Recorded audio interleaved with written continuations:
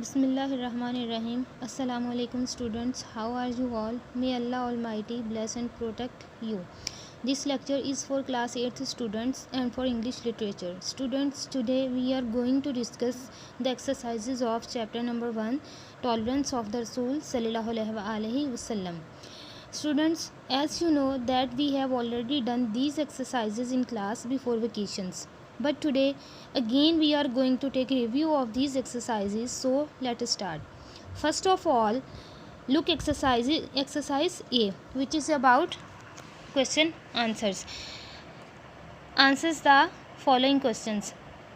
Question number 1, what do you mean by tolerance? Tolerance का मतलब क्या है, या आप टॉलरेंस के बारे में क्या जानते हैं? The answer of this question is tolerance means to bear pain or hardships with patience. It also means to bear things you do not like. Now question number 2, give an example of tolerance from the life of the Rasul sallallahu alaihi wasallam. आपने तहम्मुल मिजाजी की एक मिसाल देनी है हजूर पाक सल्लल्लाहु अलैहि वसल्लम की ज़िंदगी में से. जैसा कि हमने पीछे चैप्टर पढ़ा उसमें हमने बहुत सारी मिसालें डिस्कस की हैं. हजूर पाक सल्लल्लाहु अलैहि वसल्लम ने कहाँ कहाँ तहम्मुल मिजाजी का या बुर्दवारी का मुजाहरा किया है. उनमें से कोई भी एक एग्जांपल आप आंसर में कोट कर दीजिएगा. ठीक है जी. Question number 3, how did the रसूल सल्लल्लाहु अलैहि वसल्लम respond the ill treatment of the people of Taif. हजूर पाक सल्लल्लाहु अलैहि वसल्लम ने ताइफ के लोगों की बदसलूकी का जवाब कैसे दिया था, या हजूर पाक सल्लल्लाहु अलैहि वसल्लम के साथ उन्होंने जो बुरा रवैया रखा था उसका जवाब हजूर पाक सल्लल्लाहु अलैहि वसल्लम ने कैसे दिया था. इसका आंसर है the holy prophet peace be upon him prayed to God for the people of Taif. हजूर पाक सल्लल्लाहु अलैहि वसल्लम ने उनके बुरे रवैये के जवाब में उनके साथ क्या सलूक किया था.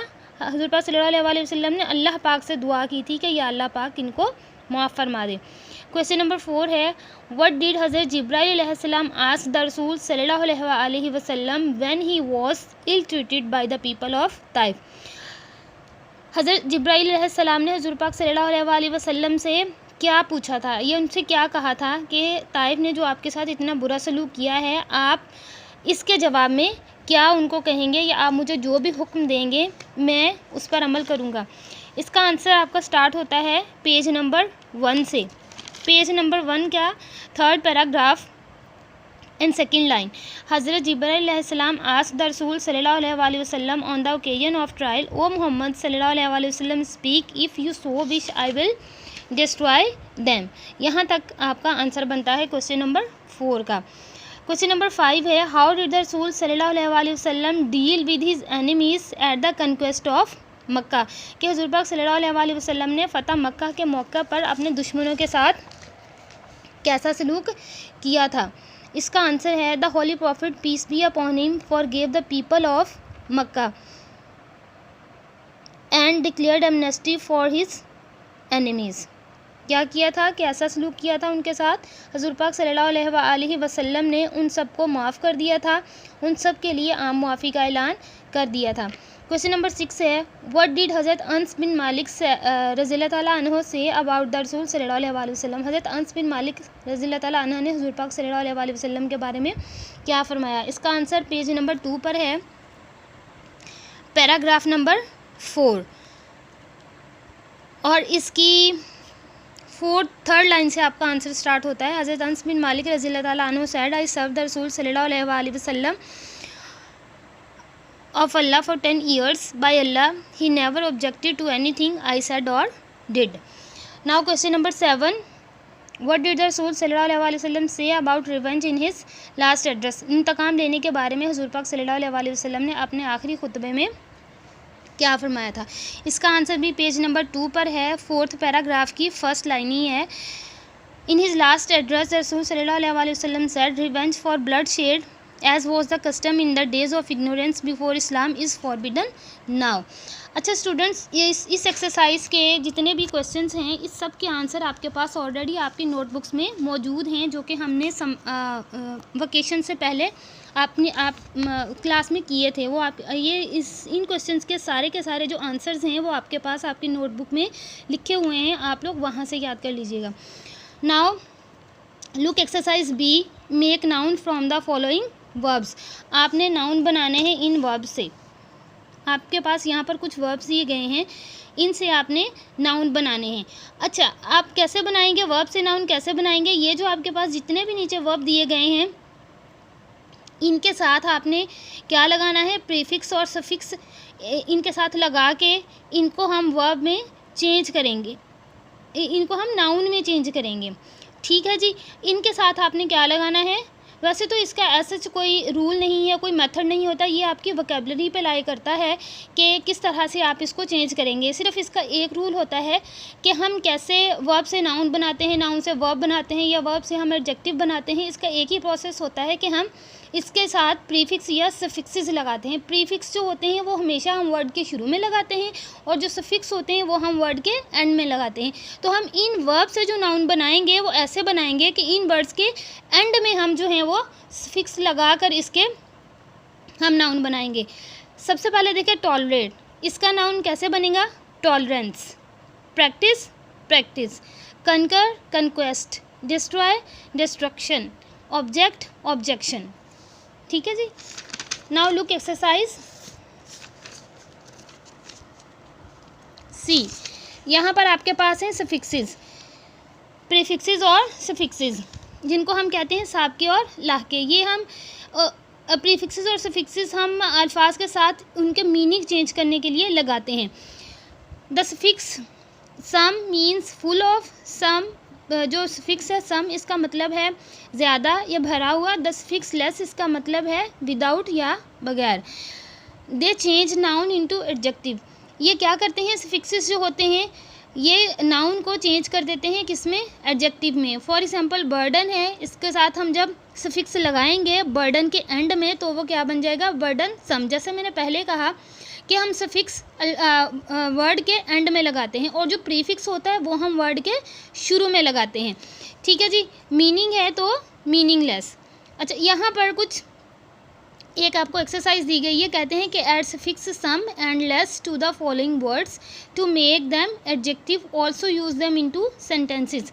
यहाँ पर आपके पास देखें, अगर कॉलम में आपके पास कुछ वर्ड्स दिए गए हैं, लोन, लोथ, बॉदर, ट्रबल, इर्क, इन सब के साथ आपने क्या लगाना है? सम। ठीक है। आगे कॉलम में आपके पास कुछ वर्ड्स दिए गए हैं, flaw, thank, law, worth and hope, इन सब के साथ आपने क्या लगाना है? लेस। तो ये क्या बन जाएंगे? ये आपके पास पहले नाउन है, फिर जब आप इनके साथ सफिक्सेस ऐड कर देंगे तो ये आपके बन जाएंगे adjective. Now look exercise d. Filling the blanks with suitable words from the text, यानी कि जो हमने पीछे चैप्टर पढ़ा ये सारी की सारी फिलिंग द ब्लैंक्स आपके चैप्टर में से हैं, आपने वहाँ से देख के इनको फिल करना है। जैसे 1 है, dash means to bear pain और hardships with patience. Tolerance means to bear pain और hardships with patience. Now number 2, the रसूल सल्लल्लाहु अलैहि वसल्लम is a model of tolerance. Number 3, Hazrat Aisha रज़ियल्लाहु ताला अन्हा said that the Rasul सल्लल्लाहु अलैहि वसल्लम never took revenge upon anyone. Number 4 है, the Rasul सल्लल्लाहु अलैहि वसल्लम went to Taif to preach Islam. In his last address, the Rasul सल्लल्लाहु अलैहि वसल्लम said, revenge for bloodshed is forbidden now. ठीक है जी। ये जितनी भी फिल इन द ब्लैंक्स हैं ये सारी की सारी आपके चैप्टर नंबर 1 में से हैं, और यहाँ बुक पर भी मैंने आपकी आसानी के लिए फिल कर दी है, अगर आपको क्लियरली नज़र यहाँ से आ रहा है लिखा हुआ तो। अदरवाइज़ आपकी बुक पे ये एक्सरसाइज ऑलरेडी मैंने करवाई हुई है वेकेशन से पहले। ठीक है जी। Now look exercise F. Change the following sentences into negative and interrogative sentences.